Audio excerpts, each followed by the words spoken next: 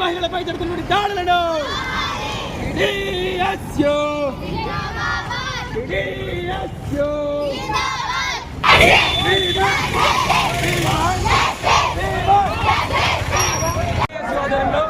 ఈరోజు బేతంచెర్ల పట్టణంలో ధర్నా కార్యక్రమం నిర్వహించడం జరుగుతుంది. అయితే ముఖ్యంగా పశ్చిమ బెంగాల్ ప్రాంతంలో ఉన్నటువంటి రాష్ట్ర రాజధాని యొక్క కలకత్తా నగరంలో మౌమిత అనే సైన్య డాక్టర్ అయితే ఏదైతే ఉందో ఆమెపై అత్యాచారం జరిగింది. దాన్ని కాలేజీ యాజమాన్యం ఆత్మహత్యగా చిత్రీకరించేందుకు సాహసం చేసింది. దాని వెనుక ఎవరైతే అగంతకులు ఎవరైతే ఉన్నారో వాళ్ళని కాపాడేందుకు రాష్ట్ర ప్రభుత్వం కేంద్ర ప్రభుత్వాలు వాళ్ళకి కొమ్ము కాస్తున్నారు. ఇటువంటి ప్రభుత్వాలు మనం ముందుకు సాగాలి. ముఖ్యంగా స్త్రీలపై దాడులు నానాటికి పెరుగుతుపోతుంది తప్ప పటిష్టమైనటువంటి చట్టాలు తీసుకొచ్చే ప్రయత్నం రాష్ట్ర ప్రభుత్వాలు కేంద్ర ప్రభుత్వాలు తీసుకురావడం లేదు.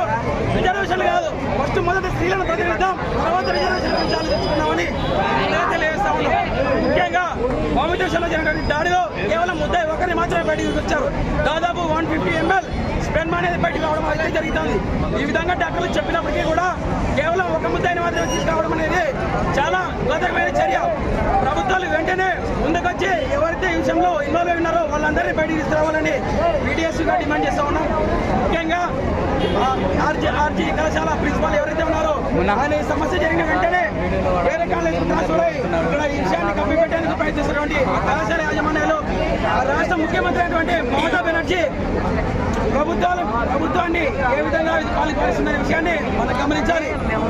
అక్కడ ఉన్నటువంటి సీఎం అయినప్పటికీ న్యాయం చేయాల్సినటువంటి అవసరం ఆమె దగ్గర అయినప్పటికీ ఆమె ముందుకు వచ్చి ఈరోజు ప్రజాస్వామ్య విద్యార్థి వ్యవహారంలో మరి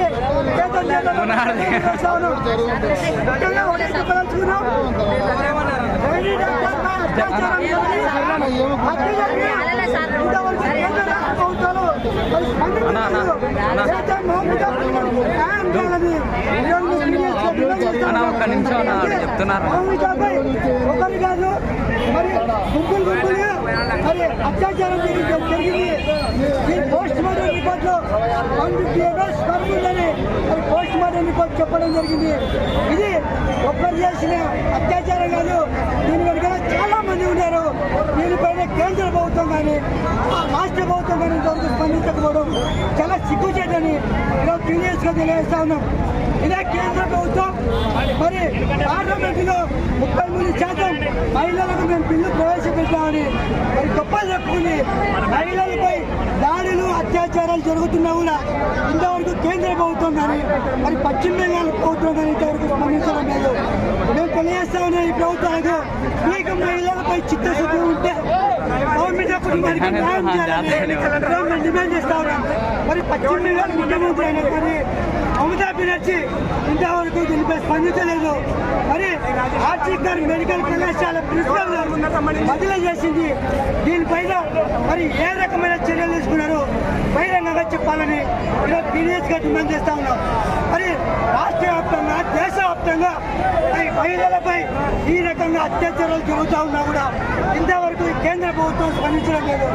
మోడీ ప్రభుత్వం మేము మహిళలకు పక్షాన ఇచ్చాం, మేము 33% రిజర్వేషన్ తెచ్చామని గొప్పలు చెప్పుకుంటా ఉంది. ఇంతవరకు కూడా మహిళలపై అత్యాచారాలు హత్యలు ఆగడం లేదు.